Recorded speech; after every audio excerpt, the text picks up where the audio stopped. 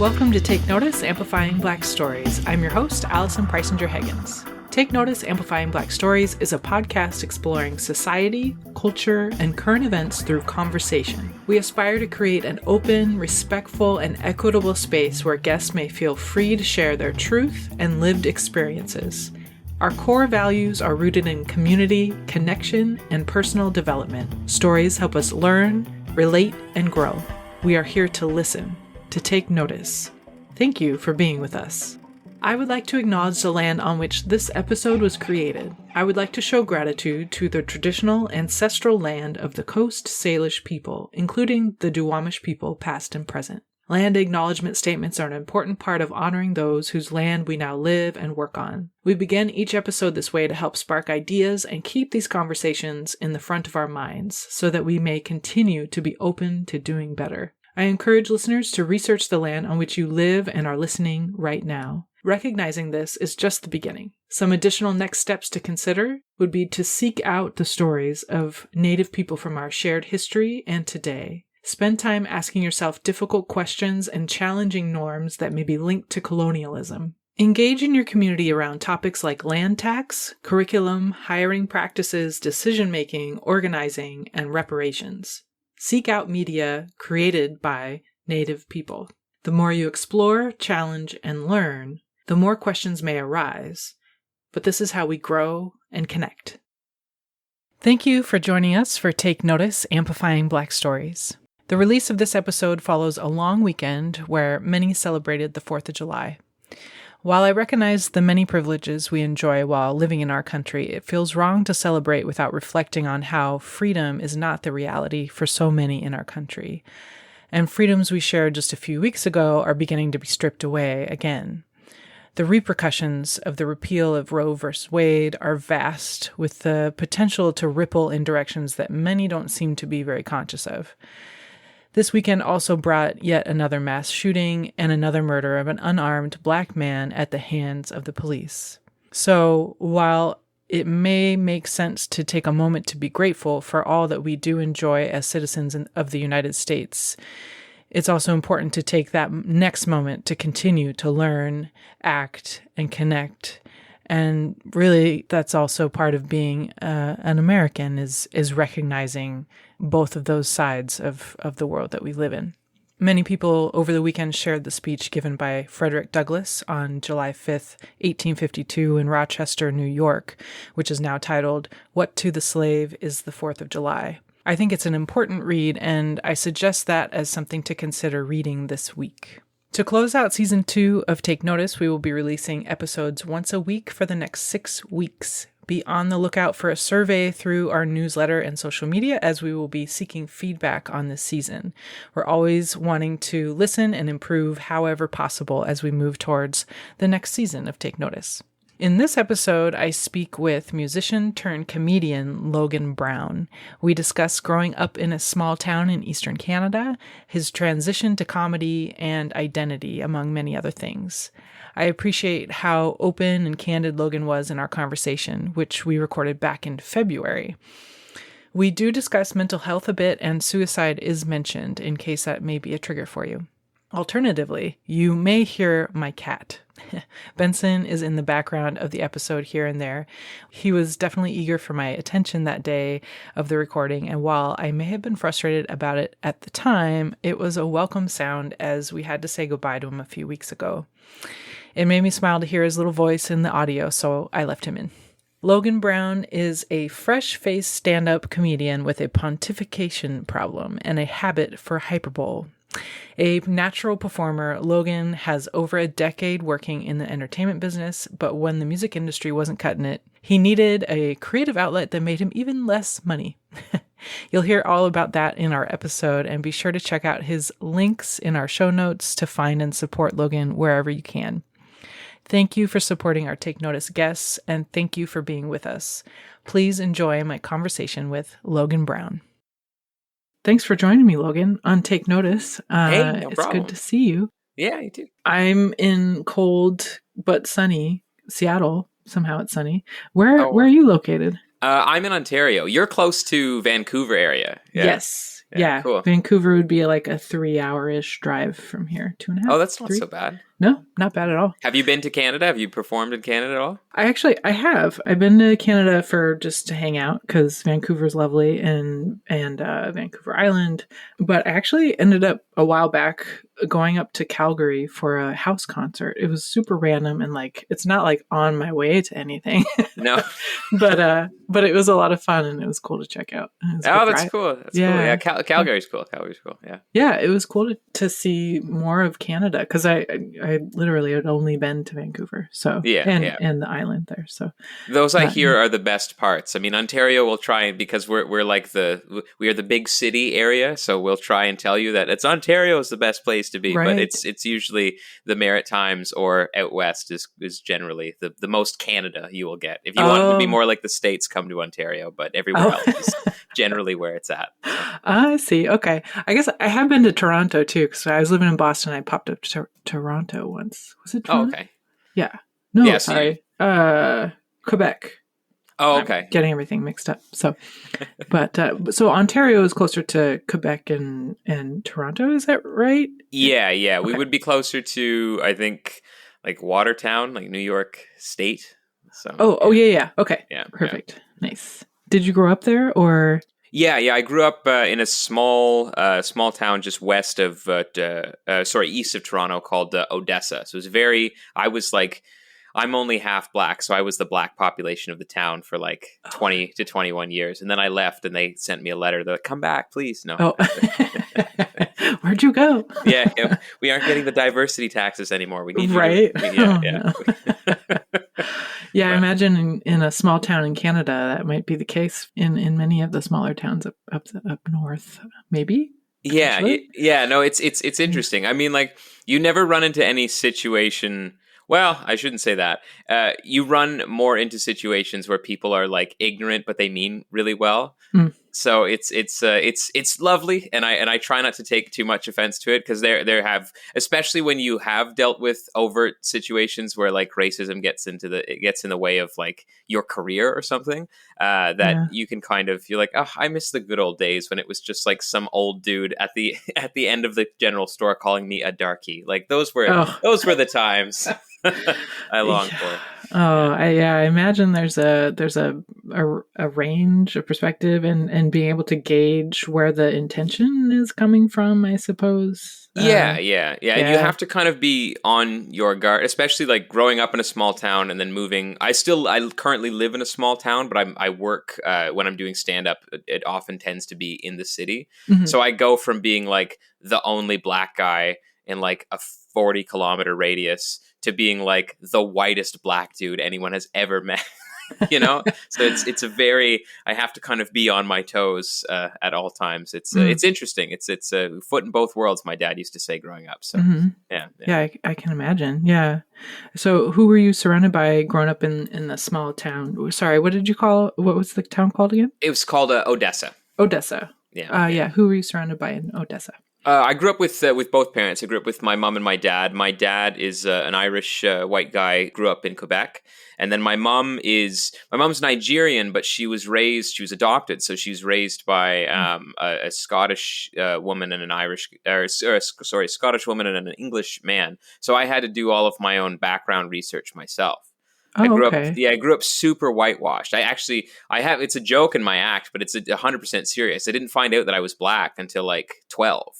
Oh, wow. I just the two had never, because you watch TV and you watch movies and you're like, well, Samuel L. Jackson, like that's a black man right there, not me. And then my dad had to kind of, I don't want to say break the news. Like I was getting a terminal illness, but like, my dad had to tell me. And I mean, it was, I had to do a lot of research myself, like looking into my history and everything. It's been an interesting last couple of years. I got back a DNA test, which told me where exactly I'm from and kind of, so I've been doing research into the food and the culture and everything, but it's fun. It's the trickiest thing about it is trying to be, specifically in the Black community. There's a subgenre, I guess is the best way to explain it, of people within the Black community that don't like mixed kids. So it's trying to navigate that while being proud of my heritage has been, because I just don't want to deal with it. There are people that are like champions for the voice of the mixed, and I would rather just. Am I allowed to swear? I'm Oh not yeah, sure go if for that's it. okay. Yeah. I would rather just tell my fucking jokes. You know what I mean? And like have some Jollof rice and then go home, you know? So I try not to deal with that side of it too much, but it creeps in every now and again. Like I have a sling, like a slew of black jokes in my act that, I mean, the other day a white lady complained at a restaurant because of them and was like, "You should be offended by those." And I'm like, "But I'm not. So why are you complaining for me?" That Oh. happens. That happens a lot. Oh, yeah, people being concerned for you when you're not Yeah. concerned or something. Yeah, Yeah. yeah. I believe it's called like a white savior complex. Oh, yeah. Yeah. Yeah, Sandra Bullock has it a lot in The Oh. Blind Side. Oh, right. That's Yeah. right. Yeah, I imagine being in the space that you are in, Yeah. that is a tricky thing to navigate. Yeah. Yeah, yeah, absolutely. Especially because everything. I mean, it's like this with everything, I would imagine. But this like these broad strokes of the way things are versus the way things should be, and how we try to like manipulate the world around us. When everything is such an individual basis, like there's a lot of ideologies that I have, and I'm other black friends of mine, and you know other black people that I know, specifically comedians, that where it's like this narrative of like, oh, I don't know, you should be offended by this and you shouldn't say this and such. It's like, well, it's kind of an individual, like we're all comics. So like, do we want our white friends, the other white comics, to start saying the N-word? Absolutely not. But if you have a funny black joke, please God tell me, you know, that's like you're hurting me more if you don't say the joke, you know?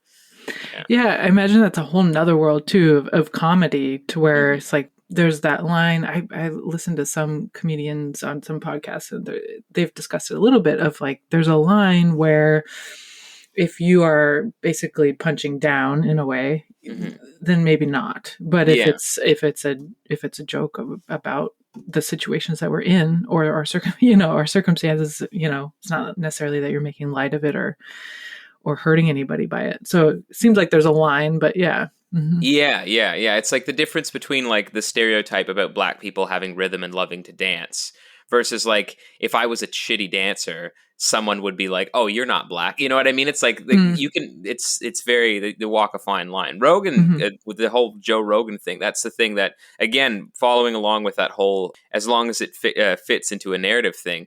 I am not a fan of Joe Rogan whatsoever, but it has been very interesting to see any black person that's been like, well, he apologized. What's the big deal?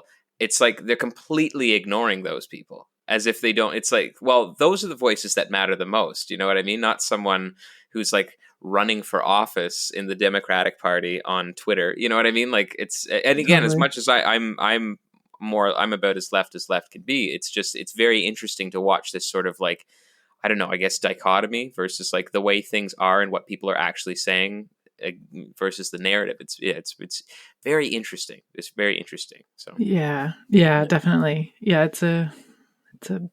to put it very generally, it's a very weird world right now. yeah. It has been, I suppose. But Well, being in the States, you've been experiencing this since 2016. We're just now getting a taste of it up with the whole truck thing happening in Canada. Oh, right. But this has been pandemic or no pandemic. This has kind of been your world since Donnie T got elected. Tell me about it. Yeah. I actually totally spaced on that because, that very much mirrored a lot of what we've seen in numerous different variations over the past 5 years or 6 years now, I guess, almost. Like part of me recognizes that I think it's certainly more rooted in fear than it is racism or any type of intolerance. For me, I don't think you'd be able to get that many people on board. You know what I mean? I mean, again, going back to the States, I mean, they say that close to 50% were ready to vote for 4 more years for Donnie T. So you can't look at 50% of the American population and be like, well, they're all racists. Obviously, it's like, I don't think so. And it's the same with Canada. It's like we have 4 parties here, but it's really we treat it like it's a 2-party system, even though it isn't. And we can't look at like, a good 40% of the Canadian population be like, well, it's obviously because they're racist. It's like, no, it's because they're scared. They're just not scared of the same shit that we are. So, which is, I think, why we have this truck situation now. The problem is that it gets hijacked by certain people, and then people put their blinders on. I mean, cherry picking for the last 2 years, that has been the name of the anti-vax, anti-mask game, is cherry picking any type of data that supports you and only you. And they're completely ignoring. I have good friends that were down there for the whole thing in support of the truck convoy, and it's like complete blinders on. You got to come down. It's great. I'm like, no, it's great for you, man. Like, I have an afro. It's not. It might not be. And even if they were plants by the media, it's like there was that great Muhammad Ali quote where he said, like, if I handed you a bowl of Skittles and I told you only 2 of those Skittles, or it was M&Ms or something, and I said only 2 of those M&Ms were poison, would you take a handful? You can't trust what may happen just so to say that you went down and did it. It's different for us, There's another comedian who's, I think she's Haitian, but she's much, much darker than I am. Her name's Simone Holder. And she was like, I can't leave my apartment right now. Just there's people waving Nazi flags, and just on the off chance that they are someone that's going to chase me into an alley with a pitchfork. Like, I cannot take that chance. And it was for a good, like, I would say 3 to 5 days. We were like, what the fuck is happening in this country right now? Like, this is ridiculous. So. Wow. Yeah, I hear you. And it's similar. It does seem pretty similar as far as the politics here in the States. Yes, I think that there was a very big scare that we would get 4 more years. Yeah. And I do think that part of that is because of people's focus on the economics and things like that. Though at the same time, I don't think that, in my opinion and what I've learned, I don't think that we can, even though it's not their focus as far as them being racist, blatant.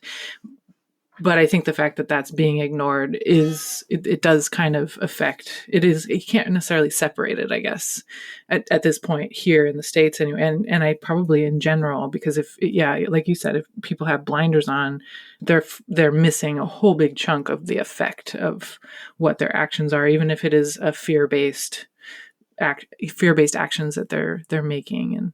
And yeah, it's all interconnected in some way, it seems. So it makes it very layered and complicated, like everything else, I suppose. But yeah. No, absolutely. Mm-hmm. Yeah. Well, especially because systemic racism is such a thing that, like, people don't want to talk about, even though it's right. all over. I mean, because I grew up in a fairly decent, like, both my parents had decent jobs growing up, but I grew up with a bunch of white kids that were way worse off than I was economically. So I would always say, like, yeah, they've got white privilege too, but they didn't get the freshly squeezed avocado toast white privilege. They got, like, the dollar store white privilege, Right. It wasn't, It's definitely a thing. Yeah. Yeah. So it's very hard to have that conversation when it's like, we had 2 cars for each parent growing up, and we were never without, the newest gaming system and shit like that growing up. So it's hard to talk about that with, kids that I grew up with that were living in the units on the other side of town. Mm-hmm. So it's, it is, I mean, it's there, it's in there, and it affects our economy. It affects, like, I mean, and that's, again, goes back to being mixed and understanding that, like, I have a fine line that I need to walk, because as much as I can get in my feelings about parts of the Black community not liking lighter skinned Black people or mixed kids, I also understand that having an Irish name, Logan Brown, and being lighter skinned and being able to put a hat on and just look like I got back from Florida, except forever, that's probably helped me get a job. That's probably helped me get a pension with my day job, and helps me get gigs. And, growing up in the area that I grew up in, and speaking with, I mean, I don't speak with any African American vernacular. I mean, I would imagine that helps me in situations where it would hurt other people that are, don't have the opportunity or not the opportunity, but don't have the melanin that I have, Mm-hmm. So. Right. Yeah, and going back to growing up, it sounds like you were maybe an only child. Is that right? I was one of 3. I was the okay. oldest, though. Okay, Yeah. I assumed wrong. No. Are you in? Did you say you're the oldest? Yeah, I was the oldest. Okay. Yeah. My brother, he's the middle kid, and he's actually got red hair. He's Irish. He's also half Nigerian, but he is red hair, complete pale skin, like Casper the Friendly Ghost. And yeah, he is. And then my sister looks just like me. So yeah. Okay. Yeah, it was Okay. very interesting growing up. Especially, I Mhm. mean, I would imagine my brother's probably got more stories of like hanging around kids that want to tell a couple black jokes and not realizing that he's Right. yeah, but Yeah. Yeah. Mm.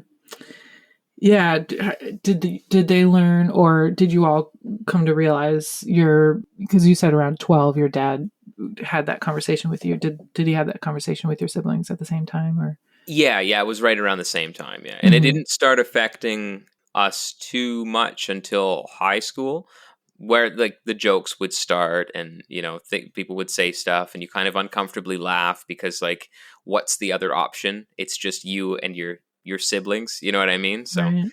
And this isn't to say that, like, again, as a comedian, I can appreciate a good joke. Some of it was Sure. pretty funny, but there is some stuff that like crosses a line that you're like, I'll let it slide because I just don't have it in me right now to talk about that. And I still, to this day, I mean, during the whole George Floyd thing, I got off social media because I said I don't have the time. I'm not going to be the educator as to Mm. why I'm upset. We have Google. You can type in what is white privilege, what is what is police brutality. All of these statistics are readily available. Just do me a favor and stop listening to Ben Shapiro for like an afternoon, and you'll be able to figure it out on your own. So Right. yeah, Yeah. I feel like I saw that quite a few people were like, just please stop getting in touch with me. I just, yeah, yeah, kind of yeah, overwhelming. yeah. Well, I mean, Mhm. it's a lot. Like you, especially like as an ally, you want to help any way that you can. I mean, it's not unlike like living with someone that has a mental illness, where it's like if somebody just goes through depression, you're like, what can I do? How can I help? And they're like, shut the fuck up. You know what I mean? Like it's not unlike that at all. And you want to like you want to speak and you want to be heard, but you also like don't want to talk about it. It's very weird. It's only happened. I'm 25, so I've gone through, I mean, Trayvon Martin, Michael Brown, George Floyd, Breonna Taylor. I mean, the most recent thing is that kid getting off for I don't even remember his name. Thank God. This is the situation where history shouldn't remember the serial killer. They should, But yeah, I mean, Mhm. there's all that situation where it's just like, I really just log in every day to share memes, talk about the shows that I've got, and try and throw a one-liner up on the internet. And I'm inundated with all this like race media of like people that I know and respect as comedians being like, well, they did nothing wrong. And people that, I know and respect as comedians like wanting to talk about it and renounce their white privilege. And, and it's like, I fucking knock, knock. Who's there? Like, can we get back to that for a little bit? But Just a yeah. little relief. Yeah. Yeah. Hmm. But Yeah, I can see that. I can understand that. Yeah, for sure. Because yeah, it's been an interesting couple of years for so many reasons. Obviously, yeah, COVID, and then all the.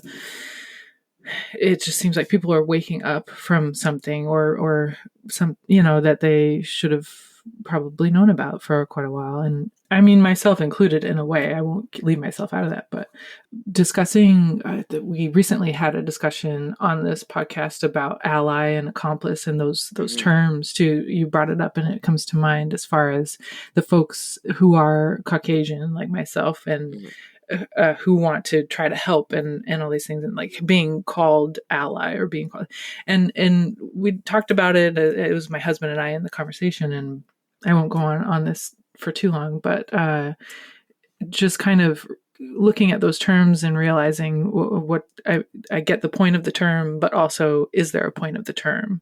As far yeah, as like, we are all, if we all just see it, if we can all just see each other as we're trying to be there for each other, and we have so many similarities, even though we have so many beautiful differences that we should be recognizing and celebrating as well. How can we be there for each other just in general when things are not so great, and recognizing that we all need to work together to fix the systems that have been built in a way that aren't working and haven't been working and don't support everybody that they should be supporting. So yeah, no, absolutely, yeah. I feel like it's we have this tendency to like label stuff, which gets people to like, per labeling theory, just kind of buck away from it. Like, what is an ally? Oh, I don't want to, I don't want to be so, But it's like I have tons of redneck friends that if anybody ever called me the N-word, I know would have a shovel in 30 minutes and be ready to like, so it's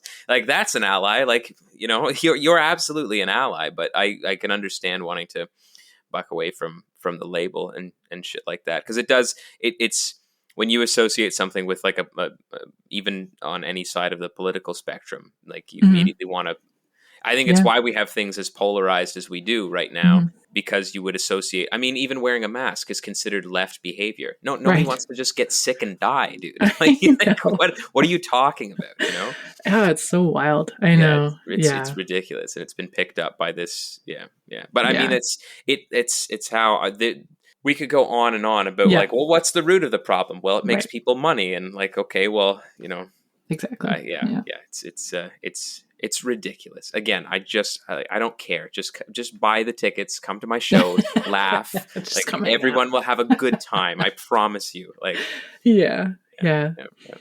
Speaking of making money, when you were growing up, what did your parents do? So my dad is a train conductor, which it sounds way cooler than what it actually is. It just means that he was tired all the time. And my mom was a correctional officer until during the huge ice storm of like 99 or 98, that area, the power went out on the block and all of the gates almost got open at the penitentiary that she was fail safe didn't work properly. So now she is a manager at she's like a manager at one of those fast food highway stops, because she said, fucking none of that ever again. She was pregnant with my brother at the time, and she worked in like a particularly, like, they weren't in there for like holding up a convenience store. They were there.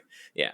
They were there for some serious shit. So she got out of that. But it was it was a fairly stable home life. My parents did the best that they could, but they were pot smoking hippies, and I love them. And I probably wouldn't have been an artist if it wasn't for them. Like, they definitely gave me some influence, but there's definitely many the government's trying to get into your head type of idea that I've taken with in my old age that I've had to kind of get rid of.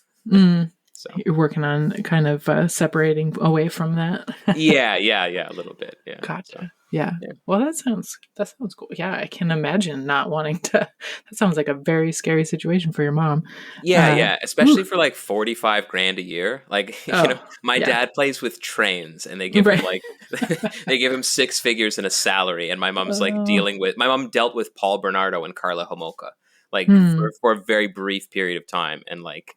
Oh, I'm not familiar with those names. But... They are, legend isn't, I guess, isn't the right term, but they're legends in Canada as like our most vicious serial killers. Oh, really? So, yeah, and they're right in Kingston. So she was like one of the one of the correctional officers that like helped psych eval or psych profile. I think it was Carla, which was his wife, and So, but I mean, again, to be paid less what I do in my day job as like somebody that puts mail in people's mailboxes. It's like, no thanks, I think I will flip burgers, thank you. No kidding. That seems a little bit backwards for sure. Whew, man, wow. So you are a comedian, and did you go straight to that? What kind of, or have you kind of been into comedy since you were young, or have you made a transition to comedy at some point in your old age, but I don't think so.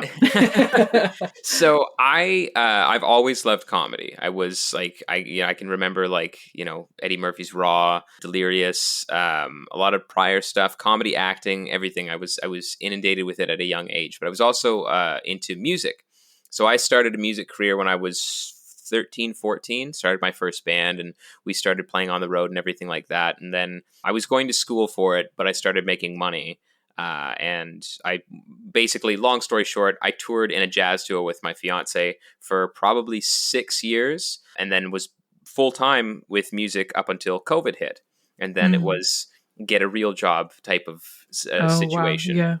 Yeah. Yeah. So We had CERB over here, so it wasn't urgent, but it was, it was definitely time to reevaluate and think about what I really wanted to do. And I was very dissatisfied with music, both creatively and monetarily, for like the last couple of years. So I figured with the real job, it would inspire me to do more music, but it went the opposite way. It made me kind of reevaluate and think, well, if I don't really enjoy doing this as a performer, what do I enjoy?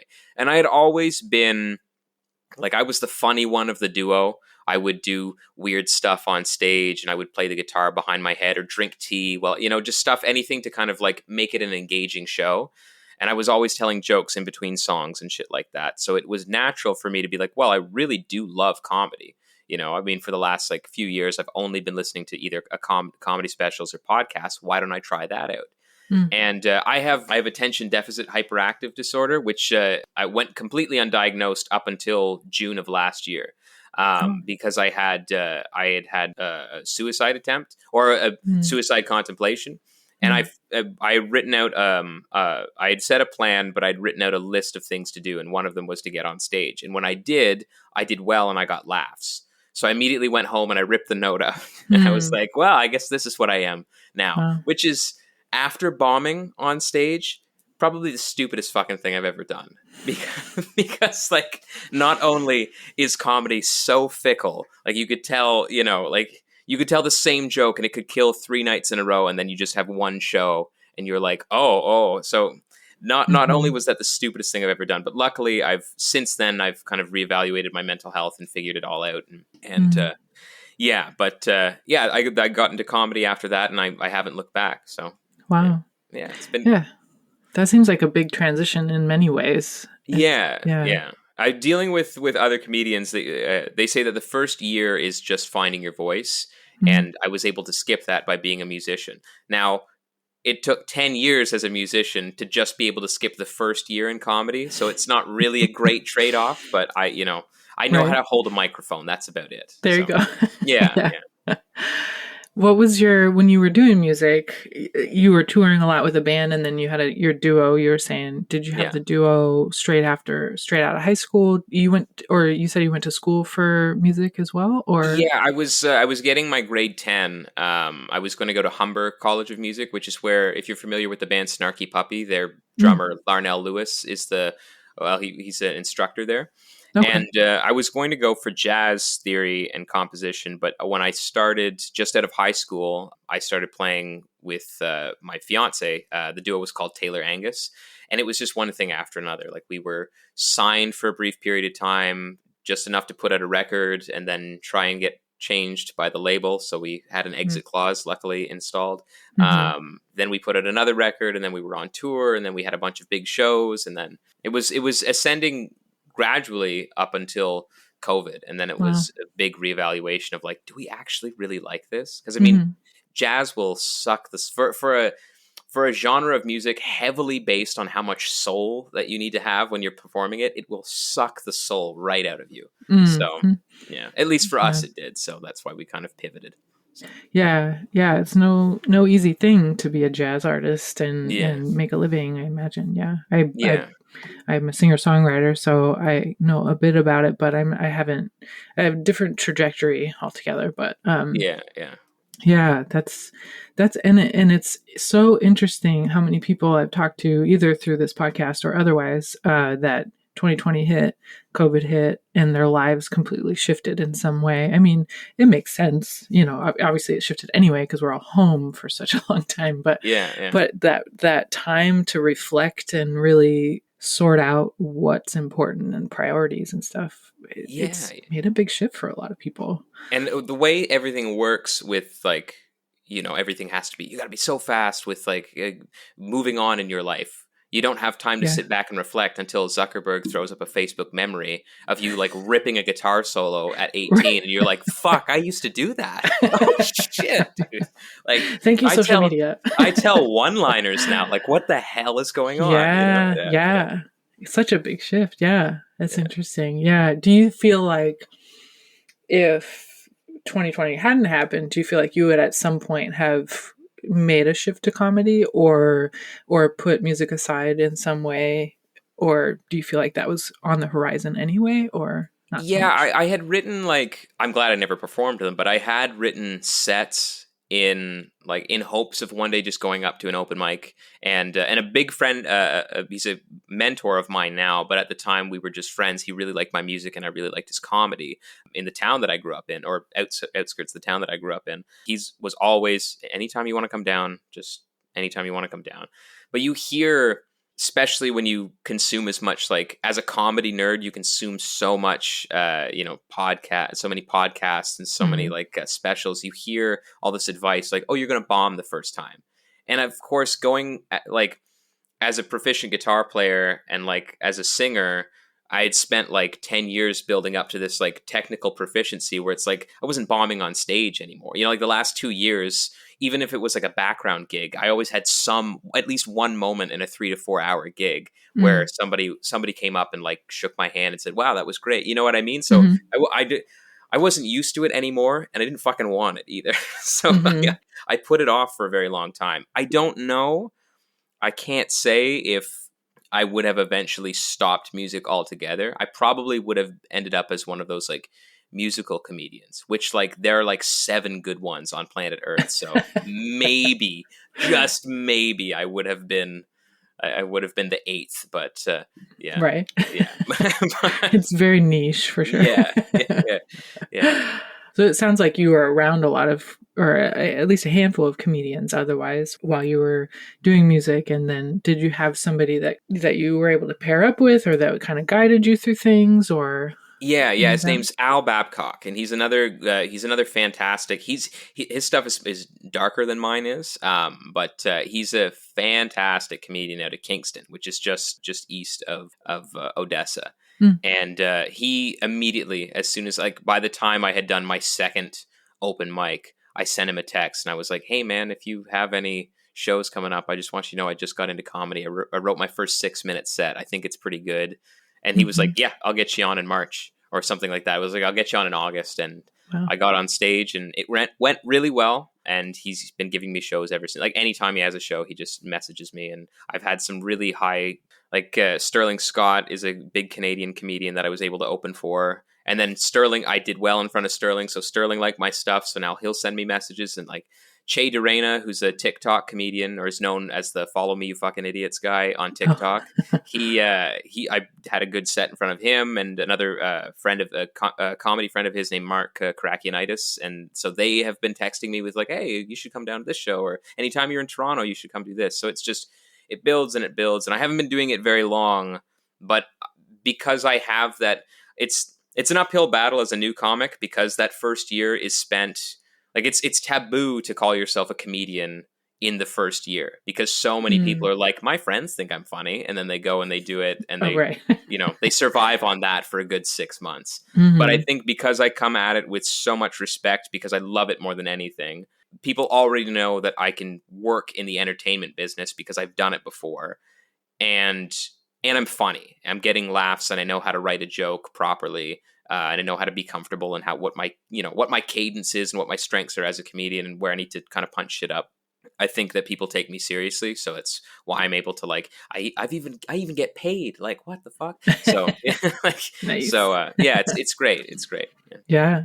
And it probably feels a little bit different preparing something for, I imagine is less than a half hour for comedy when you're being put on somebody's show or something, or opening for someone, versus 2 to 3, 4 hour gigs for duo or music. No, it's crazy. And it's like you'll especially writing the jokes, because when I first started out, I was like meandering in storytelling, and it was funny, and I was doing well, but I would notice like there were some duds where I thought the joke was supposed to land, and it's like, oh, I wasn't making it obvious enough. So now I've gotten into more like writing a concise setup and a punchline, but there's less time with that. So it's like I have whole paragraphs of stuff that I wrote thinking that was one big bit and it was going to carry me for 15 minutes, which it did. But now it's 3.5 minutes long because I've cut out all the bullshit, and it's just set up punchline. And I'm like, Jesus Christ. Like today, before I hopped on, I was going over my set because I have a show tonight on Wednesday, the 23rd of February. I was like, oh my God, like remembering every single joke. Because once I'm out of a bit and it just becomes like one-liner after one-liner, I'm like, oh, what is my connecting thought to get to that next joke? Yeah. Yeah, But right. yeah. Pay wise, it's interesting too. Cause I mean, it's the same thing as a musician. It's like a 3-hour gig and you get paid $300. You're like, I made $100 an hour, but you aren't doing anything up until then. So it's like, as a comedian, you'll be like, if somebody hands you $40 for a set, you're like, I can't believe I just got paid $40 for 8 minutes. It's like, yeah, but it's a 2-hour drive to get there. Right. It's a 2-hour drive home. Like you got a burger like at the venue. You were hungry on the way back, so you stopped at McDonald's. Like, you know what I mean? So yeah, it takes a degree of being honest with yourself. It's Sure. like, listen, man, it isn't really paying what you think it's paying, but you know, in the eyes of the Canadian government, you're a professional now, so give them money.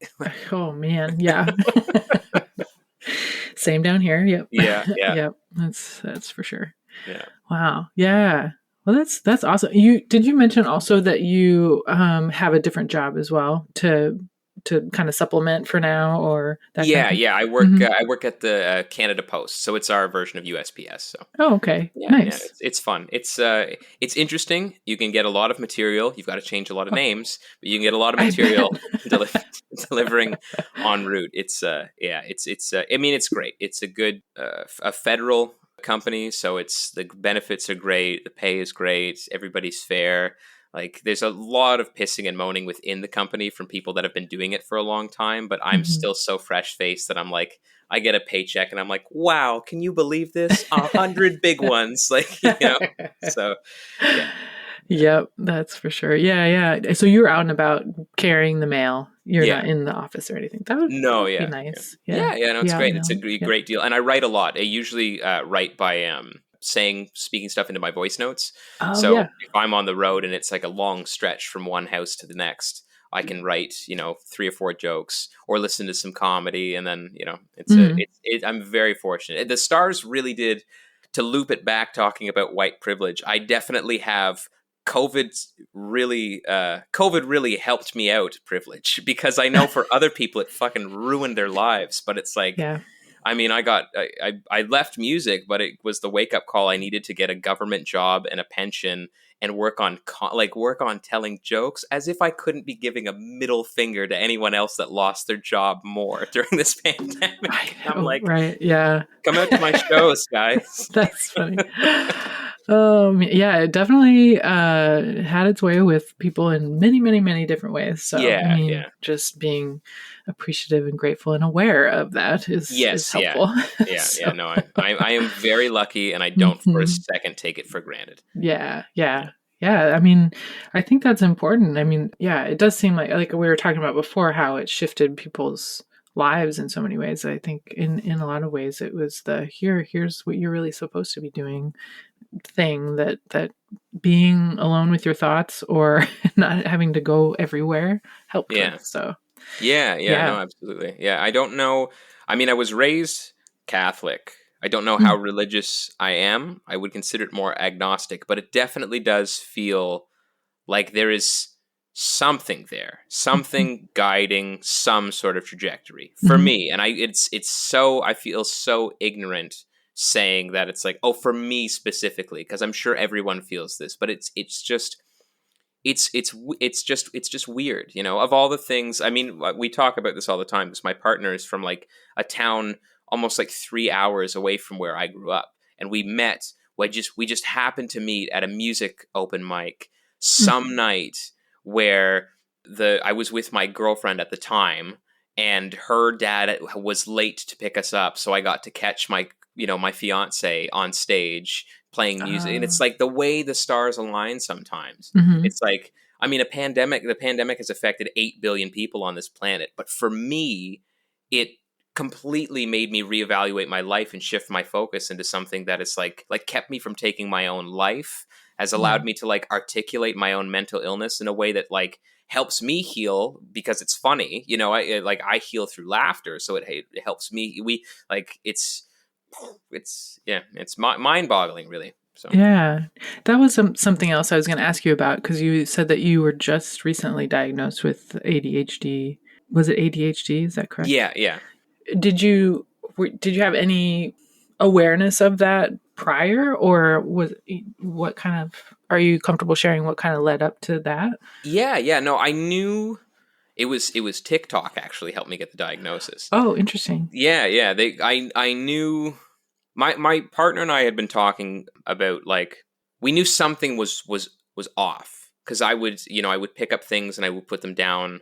I would get obsessed with things and then I would leave them.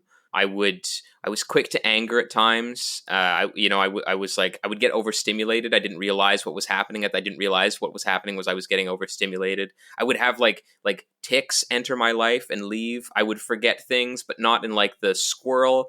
Like I always say that ADHD is a mental disorder popularized by the dog from Up, but it's not like that at all. It's Right. it's like I would forget whole like family members were alive. And then I'd be like, oh, and I would get jump scared by them scrolling through my news feed. I would be like, oh shit, like Auntie Oh. Rita is still kicking. I should probably send her a birthday note or something. Hmm. And we knew that it was something, but just couldn't figure it. And then sure enough, because you write off ADHD as like, oh, that's the thing that like little kids get, and then you give them Ritalin. Right.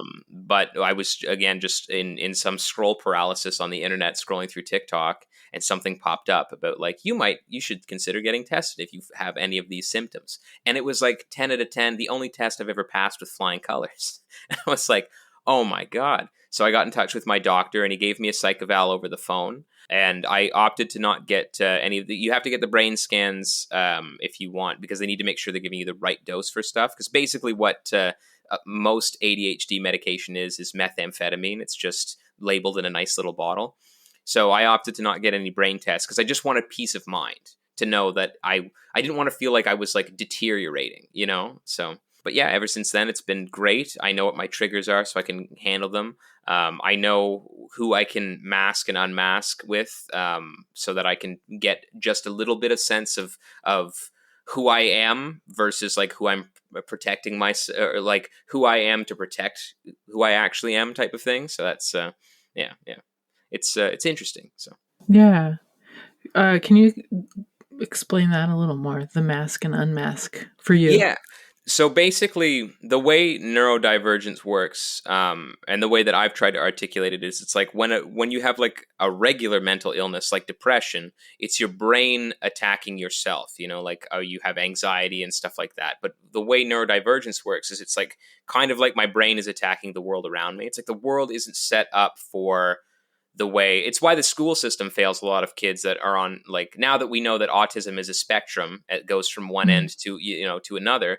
It's the same thing with ADHD. They're very closely related. So it attacks kind of the way that the world works around me, which makes it difficult for me to behave in like normal, in like a societal sense, around people. So I kind of have to, like, it would be like not scratching an itch all day. It's like, it's not, society doesn't want me to like scratch the itch on my shoulder. So I have to walk around with this itch on constantly. And then when I get home, I can scratch the itch. So now I have people in my life that I can scratch the itch fine and not have to worry about it. Like, I have a tick recently that's getting to be a little bit of a pain in the butt. But when I get overstimulated, I'll snap my fingers 3 times and then crack my neck. And it's like, it gets to the point where it hurts a little bit because like I've already cracked my neck, but it's not something that I do. It's something that, it's an itch that I don't scratch if I'm around people that I think are going to point it out or make fun of me for it, or just ask me about it. I just want people to ignore it. So, but when I'm around most comedians, I can kind of get away with doing it. So. Oh, okay. Yeah. Feel comfortable doing that. Yeah. Yeah. So. Yeah, that's interesting. And what's helped you the most, do you think, is just the awareness and the education of what it all means, or the connection to like kind of the explanations of what some of your behaviors are, Yeah, or have been, I suppose. Yeah, because it allows me to articulate what I need. Not unlike the race conversation that we were having earlier, where it's like, any given day it could shift between, I really need to get this off my chest, versus I don't want to talk about it at all. Can we watch like a Spider-Man movie or something? It allows me to convey what I need. So like, for instance, I know that anger is an emotion and we're allowed to feel emotions.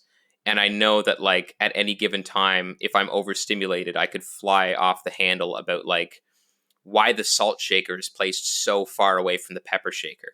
but I'm able to like articulate like to like my partner, like I recognize this is absolutely ridiculous, but I'm going to like pontificate for a good 5 minutes on how fucking bullshit this salt shaker is. You know what I mean? Like, yeah. So that's helped, and it's helped with my relationship as well, because my partner's also, she's on the spectrum. So it's like, we both take time to be like, this is what I need from you. And this is, I mean, I was helping, she owns a collectible store in the town that we live in. Nice. And I was just helping her move stuff. And I had raised my voice. And then as I finished putting the box down, I turned to her and I said, just so you know, I raised my voice because I was angry that I tripped over something. I had nothing to do with you. You know, so we both like, we both understand what our tics are. So we try to like, you know, arguments are fantastic because there's like a 15-minute pregame before we get into the meat of the problem. You know? Just like just prepping and yeah.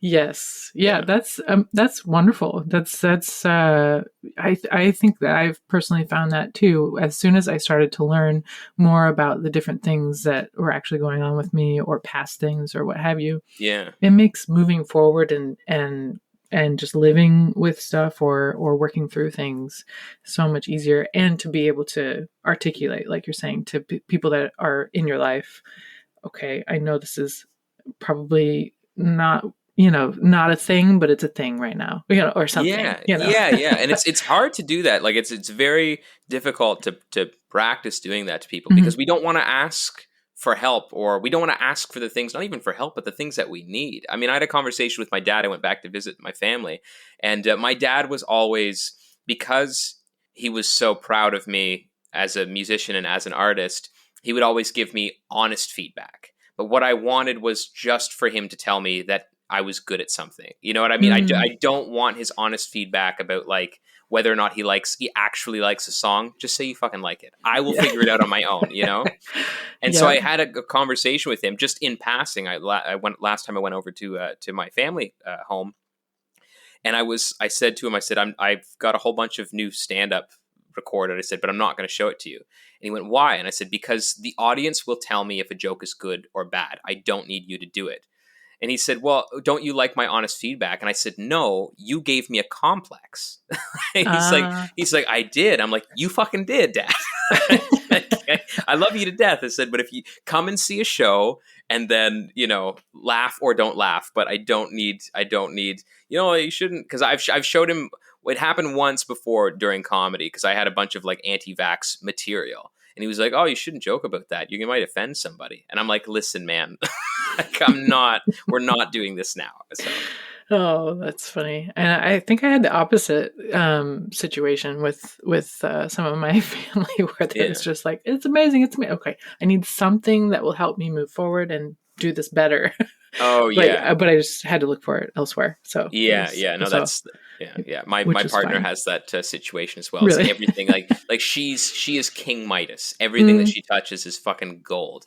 And then when she finally comes to the conclusion of like, oh, I don't think I really like that, then her family will be like, yeah, it was kind of shit. That it's just like, tell me that from the start. Yeah, right. Please. We spent so much money and so much time. Yeah. Oh no. Yeah. It's great though. It's fantastic. I mean, you know, none of us are getting out of here not fucked up by our parents. Right. So we may as well. We'll just appreciate. It's all good. Yeah. That's what this healing process is you learn to appreciate the scar and why it's there. So yes. You know. Yeah. I mean, you learn and you live and learn, and you go through it, and if you're paying attention anyway, you learn from it. Yeah. So kids watching this, show your parents their stand-up set. Go for it. Tell them I said it was okay. See what happens. Yeah. So I have a couple questions. One kind of jumps back a bit. And if you're comfortable sharing this, have you noticed a difference in how you've been received, or like situations or what have you, music versus comedy world, in being biracial and how you're received? Has there been a difference in your shows in that way, or has it kind of been the same? Yeah. Actually, funny, I was just thinking about this recently. Being Black as a musician, it was such a celebrated thing like, oh, that's where he gets his rhythm from, or like, oh yeah, like that's where, you know what I mean? And it was great. Like there was all the, stereotypes hurled at me 1,000 miles a minute, but I loved it because it was like they were cool. They were the cool ones, the good ones. You know what I mean? Mm-hmm. And I find that, again, like as a mixed guy, you deal with more of like gatekeeping of your identity. You know what I mean? Especially like it happens a lot in the Black community, and then it happens a lot in like with a lot of that white savior thing, where it's like, you're not Black enough to say X, or, well, I guess the variable would be N here. But it's like, I grew up, I would never, the word is gross, so I don't say it because it's a fucking gross word. I don't think anybody should say it, but I'm not going to get on a soapbox. I think Joe Rogan should say it the least, but that, other than that, I think like, right. But it's like, who the fuck are you to tell me what I can and can't say if I grew up being called it? You know what I mean? And I'm not like, I'm not that guy, but it's like we have so many bigger problems to deal with that it's like, just being a mixed guy and acknowledging that I have white privilege as a mixed dude, or a light Black person acknowledging that they have white privilege compared to somebody that's like, that has much more melanin. It's like, you can't like, we aren't splitting hairs here. Like, we are not going to be gatekeeping someone's Blackness. We are not going to be like, everyone, I have male privilege that you clearly don't have. You know what I mean? Like, we can't be doing this right now. We're all trying to heal together as minorities, and listen to each other and understand. And, like it really does get ridiculous. And you hear, it happens mostly online, more so than it does in person. But there have been instances, like, it's hard too, because as a comedian, you really want to deal with a heckler. But like, sometimes you'll deal with like white people will just be like, oh, you can't say that. And it's like, what is my defense here? Like, yes, I can. Like, you can't say that slur. Yes, I can. And then proudly and defiantly say a slur on stage. You know what I mean? Like, you've got me in a rock and a hard place. So it definitely is. It's different. Which is so strange to me, because like, music is something that we, especially with the way pop music is, and the way you can just like be born and bred in a factory as an artist and put out this ridiculous garbage, that's only to make money and only for people to consume, and has no soul whatsoever. It's like, people won't say tickety boo about music. But as soon as you get on stage with the intent of making somebody laugh, there's going to be somebody that's like, fuck you. And it's like, no matter how big the artist is, like, even as taboo as he is as a person, but as a comedian, even someone as deplorable as Bill Cosby started this with the intent of making people laugh, which is so pure and beautiful. Like, why would you?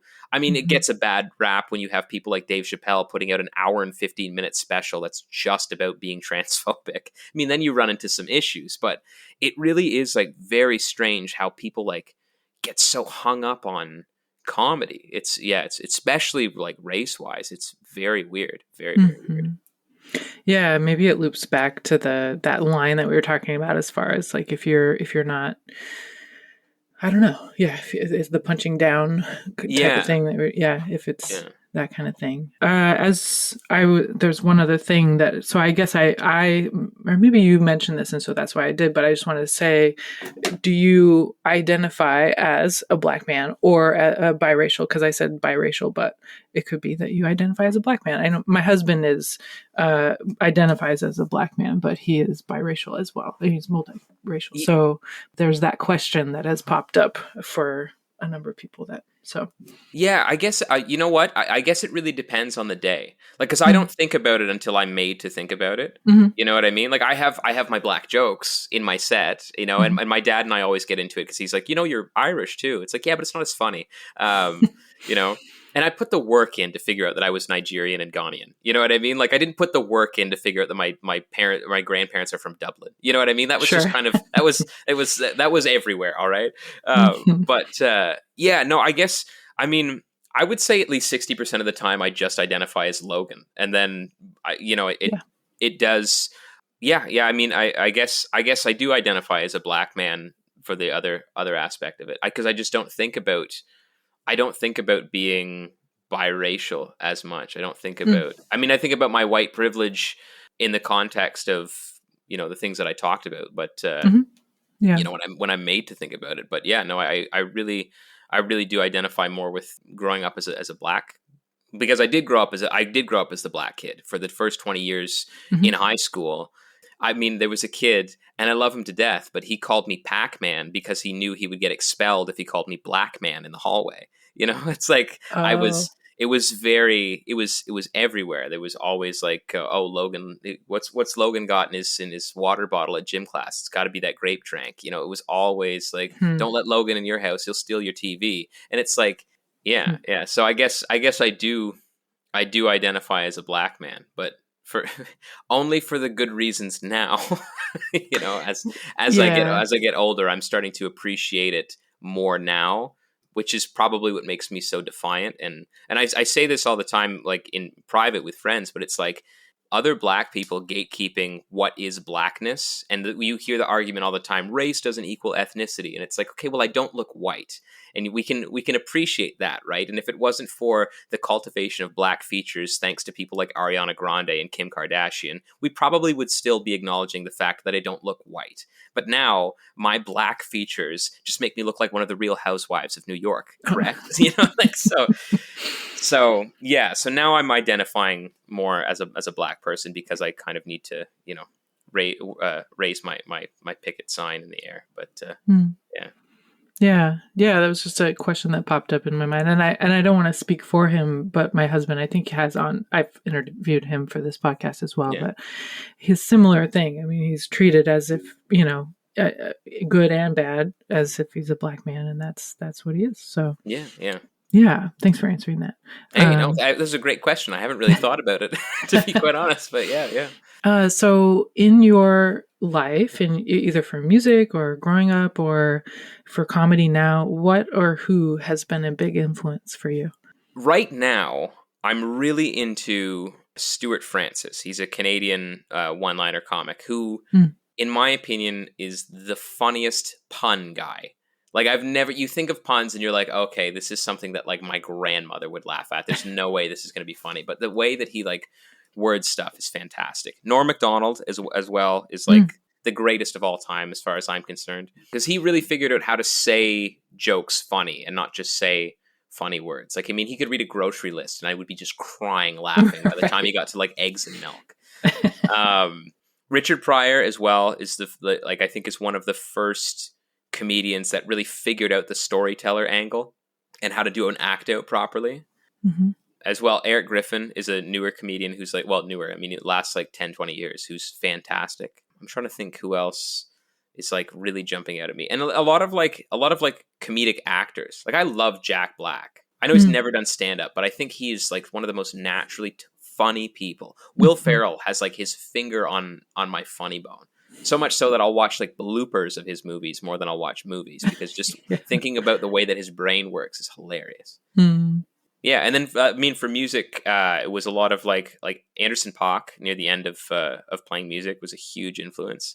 Hendrix growing up was big. Lenny Kravitz as another like half black guy. I was like, that's me. What are you talking about? Like we had the same hair growing up. It was perfect. So cool. Steve Harvey. Steve Harvey's a great back to comedy. I guess not so much music, but Steve Harvey's hilarious. Yeah. So. Doesn't get the credit he deserves because he's been doing Family Feud for way too long. But, that's right. Yeah. He was very funny. So, Awesome. So, where can folks find you, or is there anything else you want to highlight, or other people, other artists, other comedians that you want to make sure that people know about? Yeah. People can find me. Everything is just at Logan Brown Comedy. I have loganbrowncomedy.com, which is the website that I purchased because I have disposable income, not because I deserve it. Thank you, rest of the Ottawa comedy community. I'm well aware. Everything is just on there. I'm always like uploading. I try to be regular with it. I have little, jokes and everything that I throw up. TikTok is the one that I'm focused on right now because there's still organic growth over there. I don't have to pay Zuckerberg any amount of money in order to get stuff pushed anywhere. But yeah, all of my dates and everything are available there. And that's pretty much that's it. Nice and concise with my brand marketing and my awareness. That's perfect. Yeah, easy to find. Yeah. We'll also have it on the show notes so people can just click the buttons too. So that'll be helpful. Yeah, thanks for joining me and sharing your story and your thoughts and having convo on all kinds of things and the truck protests and all the stuff. Yeah, thank you for having me. I appreciate it. Yeah, absolutely. Yeah, thanks for being a part of Take Notice. Appreciate it. Thank you.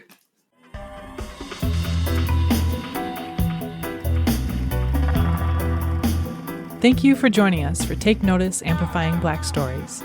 Please subscribe and follow us on social media. We are at Take Notice Podcast. It would really help us out if you could take a couple of minutes to review our podcast. You can do so through your podcast app or by visiting our website. It's takenoticepodcast.org. Thank you for your support.